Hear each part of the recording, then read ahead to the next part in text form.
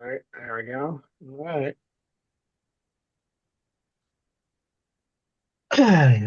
Welcome to the December really recommends meetup, everyone. These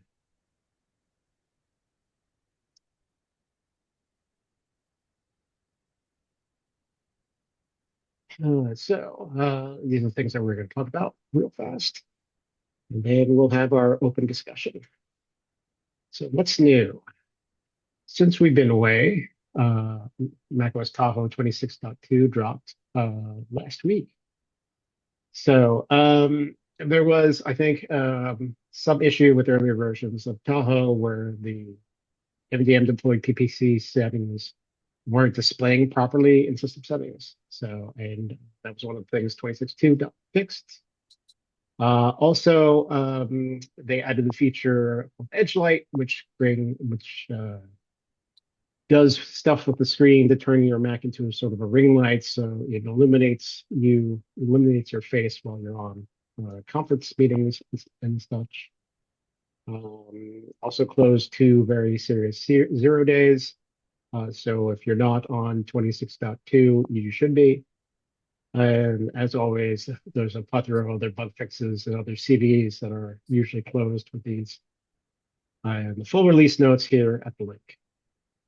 And more specific enterprise notes also at this link. And of course, N-2 is still supported for Apple OSs. So macOS Sequoia and macOS Sonoma got 3 releases for 15.7 and 14.8. These are because they are N-1 and N-2. These are just bug fixes and security updates. And if you are concerned about that 0 day, you probably want to be on Tahoe anyway. The usual links to the notes there as well. Moving on to items of interest, the Macamins Foundation Mentorship Program starts on January 5th. If you're interested in being a mentor or a mentee, you can apply at the link and we'll follow the instructions there. Also, the Macamins Foundation end of year drive is happening right now. And if you haven't donated, you still have a chance. That's going until 12/31. If you haven't contributed, please do, because it just keeps everything going, and especially the Slack. And we all kind of really need the Slack. And big news that I was not aware of. Jamf finally announces FedRAMP authorization timeline. The source is Tony Young. So that's good news for all the government types that are using Jamf. Conferences. We are in that lull between conferences as most of the 2025 conferences have already completed, and we are waiting for the new ones to start up. The Mac DevOps YVR videos have been posted, as are the PSU Mac admins, the Jamf Nation, the user conference, and JNOT videos from 2025 have been posted, including my presentation that I gave with my coworker. Mac Sysadmin 2025 videos are already posted. Objective by the Sea videos posted, and Xworld 2025 has just completed. And I don't remember if they post videos or not. I couldn't find That was them. good. I tried.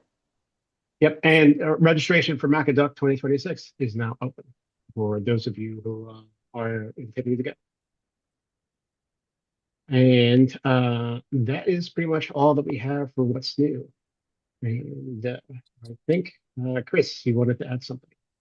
Yeah, I thought I'd comment on a couple of these things with respect to conferences, just because there's been some changes in dates and venues for next year.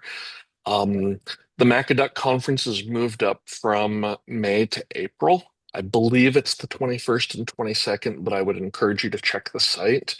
And our friends at Mac DevOps Vancouver encountered the World Cup in Vancouver taking place this year in alignment or in conflict, I should say, with their typical schedule. So they have chosen to move Mac DevOps Vancouver to Montreal this year. And I believe the dates they've set for that are June 25th and June 26th. So you can look to go to a new city in Canada, should the spirit move to you. We're pretty excited about the possibility. I hear Montreal has a great food scene. Montreal has amazing food. I've been several times, not within the last few years, not since the pandemic. Montreal is Montreal is just great all over. It's It's a also very so fun much city, closer. very walkable city.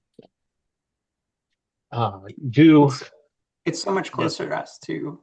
Like if you do the Vancouver trip, you end up right, flying up to Montreal or Toronto from right, Philadelphia, and then there's like a 5 hour flight all the way from there to right. Vancouver. So this cuts out the So whole.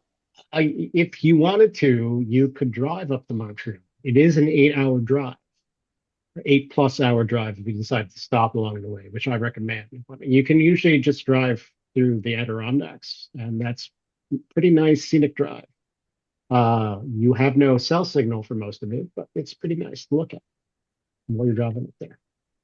Yeah, 2 years ago, I intended to visit Montreal after PSU, but came down with COVID in Vermont and ended Right. up spending the rest of my trip in Vermont. The train trip from New York City up to Vermont was absolutely gorgeous, and I would absolutely Yeah. recommend it to Yeah. anybody. It's a great Yeah. trip. You can also, yeah, I was gonna say you can also take the train up to Montreal. It's actually longer than driving because I think you spend time at the border because they have to go through Hmm. everybody's stuff. But you're on the train, you're not driving, and that's in itself, pretty nice. Not having to drive, not having that stress. So, Yep. Yep. all right. So, if that's it, I'm gonna stop the sharing. Should I stop the recording or do we want to record? Is there anything else you want to talk about on record? I'll take that as a no. So let's go Okay. ahead and get a record. See you next time.